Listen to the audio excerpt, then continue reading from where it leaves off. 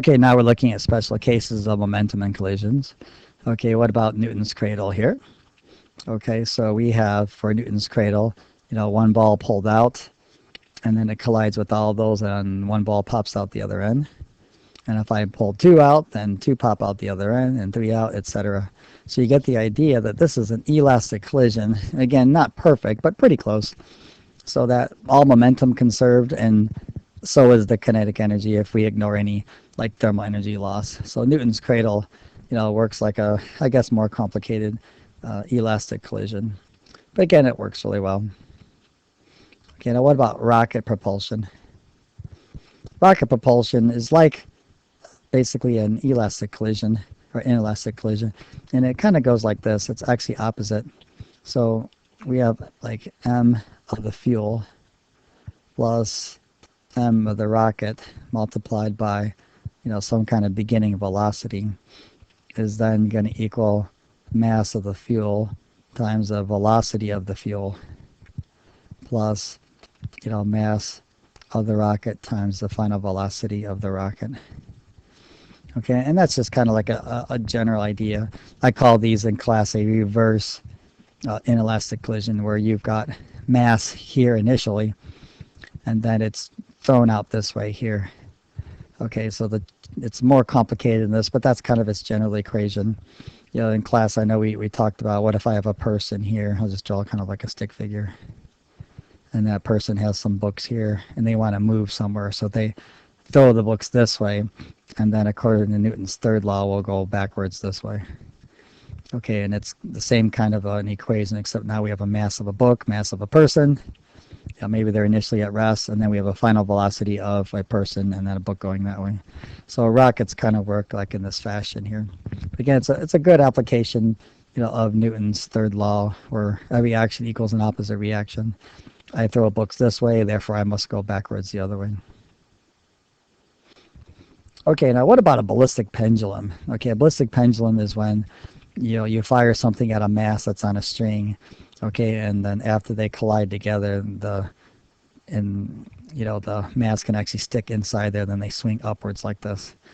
Okay, so that's a great example. So what we have there is we'll call that little m. So m times v naught. So whatever that is being shot at the larger mass is our mass, and then v naught plus capital M times its beginning velocity. We'll just call it v1 for this guy here, so v1, and probably v1 is equal to 0.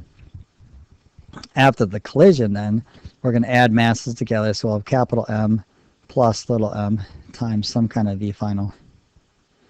Okay, as they get stuck together afterwards, and of course we will then swing this upwards to a final height, and I guess we'll just kind of label this here h. Okay, and based on that final height, we're then able to go backwards with this calculation and find the beginning velocity of this. So, but what would that look like there?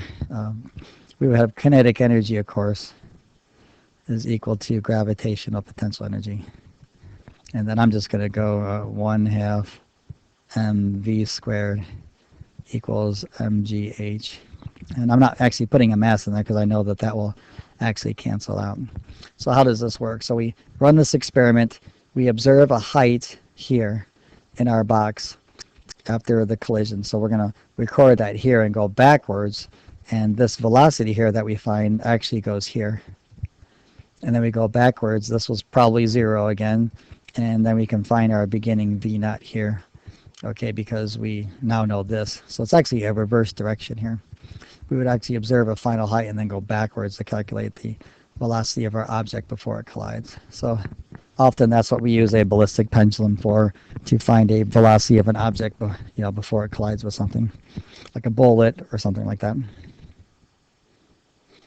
Okay, now what about a cannon attached to some kind of a spring here?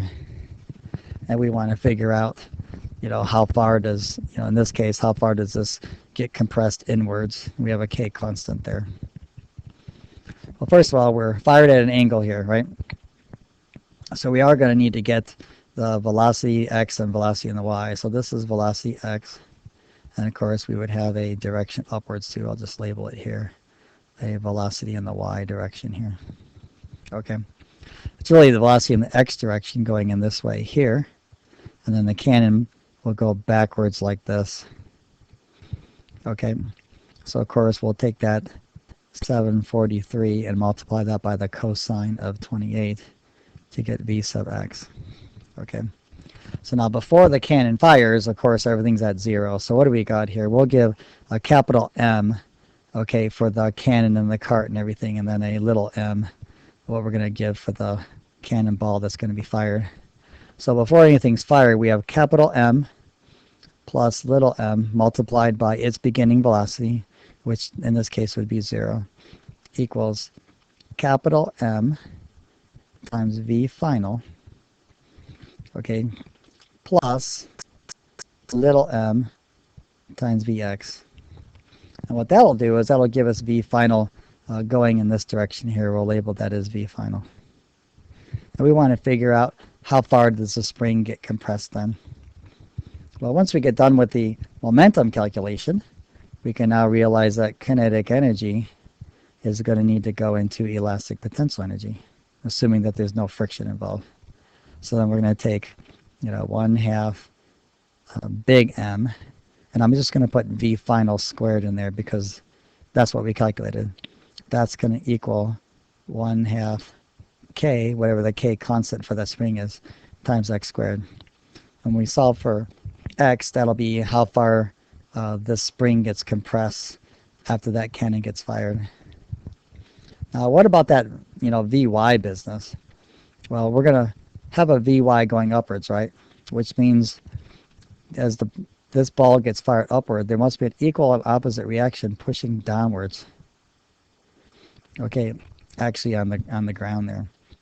So what's going to happen is, if you remember that we've got gravity going downwards like this, right? And we have force normal going upwards. Because there's a component of momentum going upwards, we must have a reaction force going downwards. So force normal, okay, is actually going to equal some kind of increase. Okay, so the rest of the momentum is going to be, placed to the ground. Now we're not going to see any motion there at all, but we indeed will see that there's some kind of reaction force, okay, going downwards there. Okay, and then how could we calculate that?